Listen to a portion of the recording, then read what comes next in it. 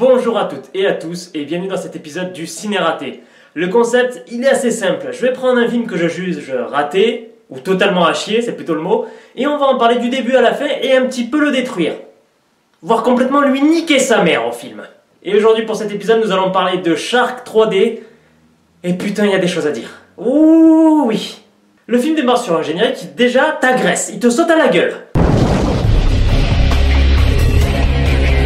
Oh, c'est beaucoup trop épique pour ce qui va suivre, croyez-moi. Pour ce qui est du reste du générique, c'est juste un enchaînement de « Waouh, je sais pas qui tu es ». Une fois le générique passé, le film démarre et... Ok, donc le film décide de jouer la carte des culs et des nichons d'entrée de jeu. C'est-à-dire que normalement les mauvais films gardent ça pour un petit peu plus tard, genre milieu de film pour essayer de relancer l'intérêt. Eux, ils savaient dès le début que ça allait être naze. Ils jouent ça dès le début. C'est vachement inquiétant. Vas-y, regarde le joli petit cucu blabla, blablabla. Bref, la dame elle meurt et nous avons une transition sur une université. Et quoi de mieux pour présenter un nouveau lieu que plus de petits culs blablabla. Ok. Et ce sera pour nous l'occasion de rencontrer les personnages principaux de ce film. C'est le cliché habituel. Voici donc le toxico, le beau gosse américain de base, le black musclé et le héros un peu nul. Les deux filles qui vont servir de cul qui bloblotent. Et pour clore ce merveilleux groupe, la jeune fille innocente dont le héros un peu nul est amoureux. Alors n'essayez même pas de retenir leurs noms, ils sont tellement nazes que même moi j'ai pas réussi, donc ce seront des personnages fonctions, on va les appeler par leur fonction. Par contre, au milieu de cette bande de joyeux lurons, il y a ce personnage-là. C'est bien mon chien, vous allez bien vous amuser. Alors je vais être très clair, tu fais ce que tu veux de tes petits zozos, et j'utilise l'expression petit zozo. Et alors, qu'est-ce que tu vas faire? Tu connais pas ma vie, tu sais pas où j'ai grandi moi. Bref, tu fais ce que tu veux de tes connards, mais tu fous la paix aux chiens, s'il te plaît. Une fois les personnages mis en place, c'est parti pour le lac. Je vous jure que j'ai rien touché, c'est aussi dégueulasse que ça dans le film. Bon, en gros, ils vont s'arrêter au bord de la route pour refaire de l'essence et acheter des vivres. Il va y avoir des discussions d'un niveau extraordinaire, donc on va passer. Sauf une qui, quand même, avant du monde attention. Alors il va peut-être falloir que tu la saoules, tu vois. Elle va pas se laisser ploter si elle est pas bourrée. Ouais, mais en fait, là, j'ai pas vraiment envie de la ploter. Si tu veux devenir médecin, tu devrais voir ce que c'est une femme à poil. C'est-à-dire que le film te balance clairement, vas-y, bourre la gueule de fille et nique-les, c'est cool et c'est classe. Bravo les connards. S'ensuit l'arrivée d'un nouveau personnage avec des cicatrices sur la gueule, un regard de méchant, un look de méchant accompagné d'un mec qui a l'air totalement méchant. Je vous laisse deviner son rôle. Et cette pomme bousiller le visage. Ouais, c'est lui le méchant. Mais chut, on n'est pas censé savoir. Ouh. Bon, on peut dire que le film va de surprise en surprise. Ce groupe de personnages, notre groupe de connards, prend le bateau et va à la villa d'un des personnages, je sais plus lequel, on s'en fout. À ce moment-là, nous rencontrons un des nouveaux personnages. Est-ce que vous avez la même descente à la fac? Joli. Joli. Le shérif a du talent. J'espère sincèrement que tu vas vite crever, toi. De tout mon cœur. Et une fois arrivés à la maison, forcément, ils vont faire les trucs de base de jeunes qui sont dans une maison en vacances. Ça va être la piscine, le jet ski, plein de cul, plein de fois, répété, on sait pas pourquoi. Et également... Oh non, je le crois pas. Et voilà. C'est hyper classe. Non mais, je sais même pas quoi dire. C'est supposé être drôle, parce que c'est juste gênant, en fait. Bref, le personnage du Renoir sportif va vouloir aller faire une sorte de surf. Donc je sais que c'est pas du surf, mais je sais pas comment ça s'appelle, me faites pas chier. Et ça va se passer comme ça. Mais bon, tu parles à Superman, fillette. Mais la gomme, Nick.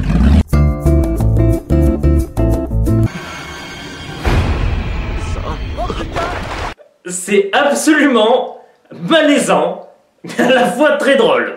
Il est redescendu d'un coup.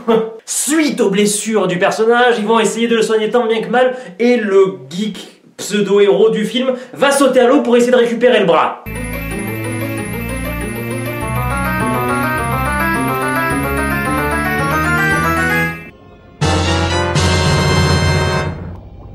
Il échappe de peu au requin. Le requin vorace, le requin méchant, le requin qui voulait le manger. Non, non, non, non.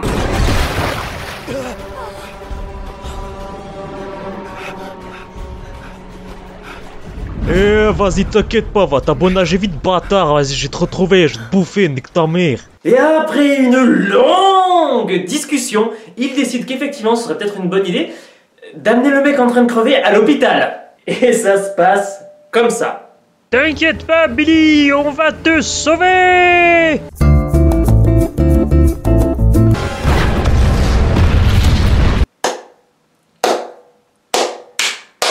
Et accessoirement, la fiancée, copine, je ne sais pas trop, je ne connais pas la vie des gens, du personnage du Renoir musclé, s'est fait bouffer. On s'en fout, on est d'accord, on s'en fout complètement. Et pendant ce temps-là, que fait notre cher shérif? N'est-il pas extraordinaire? Tant d'événements d'un coup, que va-t-il se passer maintenant? Eh bien le personnage qui a une gueule de méchant, une cicatrice de méchant, etc., etc., va arriver et jouer aux gentils. C'est nous les gentils. En gros le plan c'est qu'ils vont aller appeler les secours et deux de nos personnages principaux, deux des connards donc, vont aller avec eux. Petite parenthèse. Si vous êtes suffisamment con pour aller sur un bateau avec des mecs avec des gueules pareilles qui ont été assez menaçants avec vous, vous méritez de crever. C'est que vous êtes juste totalement con. Fermeture de la parenthèse. Et à ce moment-là du film, on apprend dans un dialogue qu'en fait c'est la blonde qui a fait une blessure à cicatrice. Et que c'est donc à cause de lui qu'il a cette cicatrice. Et que c'est son ex. Mais ça tombe comme ça, d'un coup, boum! J'ai réussi à remonter sur notre bateau. J'ai fait demi-tour, j'ai voulu le laisser là. Et avec l'hélice, je lui ai taillé dès le visage.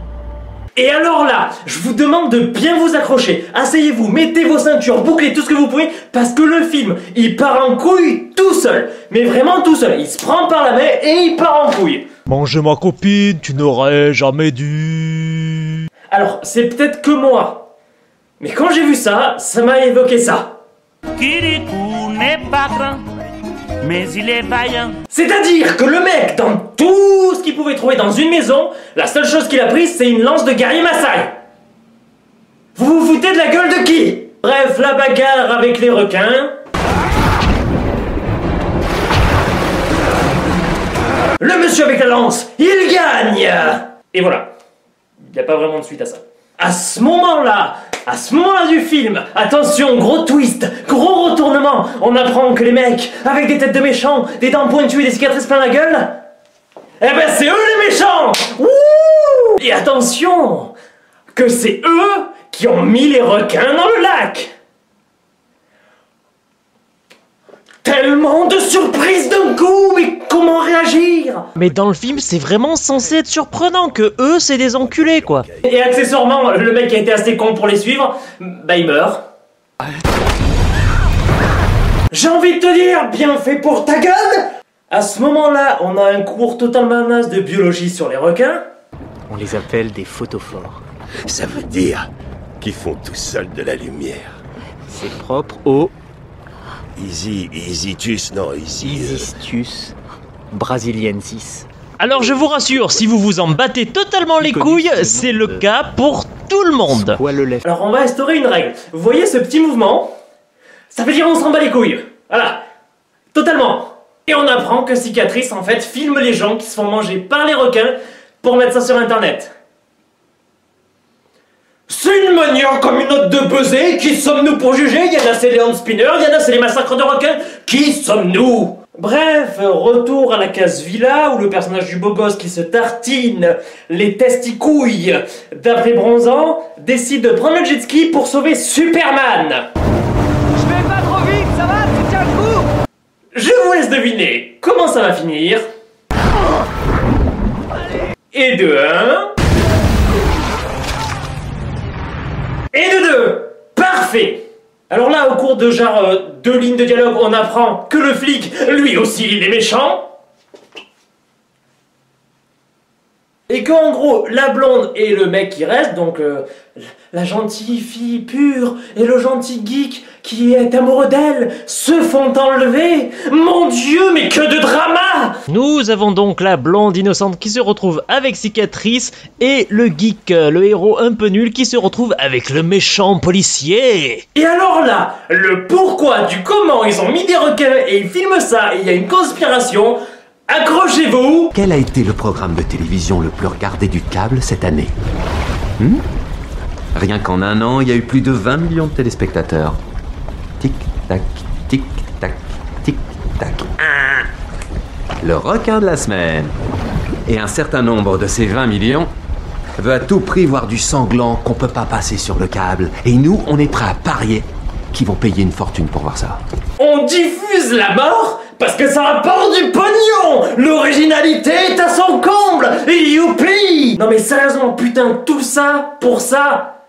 Tout ça pour ça, vraiment? Vous avez rien de mieux à proposer? Encore une histoire banale de pognon et... Oh, niquez-vous, mais niquez-vous. Bref, Cicatrice veut se venger de son ex qui lui a fait cette cicatrice. Et là, ça soulève un point intéressant. C'est-à-dire que le mec a voulu se venger et dans sa tête, ça a sonné comme ça. Ouais, cette salope m'a fait une cicatrice, elle m'a trahi, je l'aimais et elle m'a totalement trahi, je vais la détruire, je vais me venger, je vais attraper des requins, les mettre dans ce lac, espérer que peut-être un jour elles viennent dans ce lac, et si un jour elles viennent dans ce lac, eh bien je me la ferai manger par mes requins. C'est un plan vachement compliqué pour rien. Putain, mais sinon il y avait l'option, t'achètes un flingue, tu le retrouves, tu lui mets une balle dans la tête, c'est quand même vachement moins chiant et aléatoire comme plan, non? Bon, vous m'en voulez pas, mais on va un petit peu accélérer, hein? Le gentil geek tue le flic.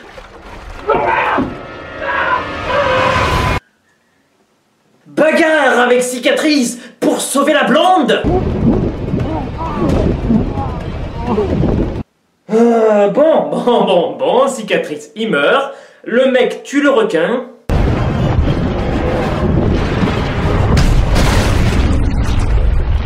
Alors là, temps mort. C'est-à-dire que depuis le début du film, on se tape que des requins dégueulasses qui ressemblent à rien et qui ne servent à rien. Là, vous ramenez enfin le grand requin blanc pour 3 putains de minutes. On attend tout le film pour que vous nous niquiez la seule scène qui avait un potentiel en 3 putains de minutes. Bravo les connards! Mais la réponse à la seule question qu'on est encore en droit de se poser, et la seule question qui vaille encore la peine qu'on se pose à ce stade du film... Oui, le chien, il va bien! Bref, bon, on a une vieille happy ending dégueulasse.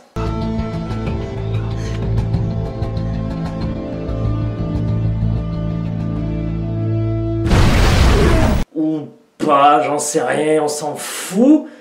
Et c'est fini. Bref, générique, mais si vous restez suffisamment longtemps et êtes suffisamment curieux pendant le générique, vous pouvez tomber sur ça.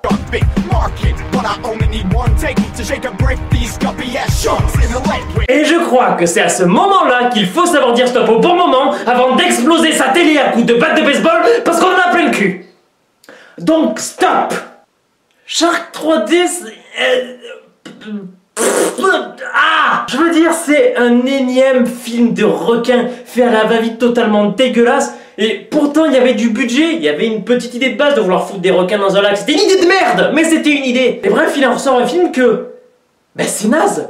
C'est naze. Alors je dis pas, c'est clairement le genre de film que j'aime traiter dans le cinératé, c'est clairement le genre de film que tu peux regarder avec des potes et vous allez passer la soirée à vous foutre de la gueule des trucs et à vous marrer. Donc c'est clairement un nanar, on peut appeler ça un nanar. Mais putain, ça fait mal au cul. Parce que j'adore les films de requins. Et merde, faites des efforts. Bon, cet épisode est maintenant terminé, j'espère qu'il vous aura plu. Pour ceux qui connaissaient l'ancienne version du Cinératé, parce que oui, c'est une version 2.0 pour ceux qui découvrent, oh là là, tellement de trucs. J'ai essayé de faire une version plus synthétique, donc moins longue, mais avec la même ambiance et un petit peu le même humour. même si j'ai essayé de varier un petit peu plus. Je vous invite à laisser un maximum de commentaires pour me dire ce que vous en avez pensé, pour m'encourager, me donner des encouragements, pour dire mais t'es qu'un connard, c'est de la merde, suicide-toi, et les trucs banals de YouTube en fait. Non, plus sérieusement, j'espère que vous laisserez un maximum de commentaires, un maximum de likes si vous avez aimé la vidéo, et de dislikes si vous n'avez pas aimé, mais bon, j'imagine que vous êtes barré depuis longtemps si vous n'avez pas aimé. N'hésitez pas à partager un maximum la vidéo, à en parler un maximum autour de vous, histoire qu'on soit nombreux et qu'on s'éclate sur cette chaîne, et à vous abonner, parce que ça fait toujours plaisir, et puis c'est gratuit. Sur ce, je vous fais à toutes et à tous des gros bisous, merci d'avoir suivi cette vidéo et à la prochaine. Au revoir.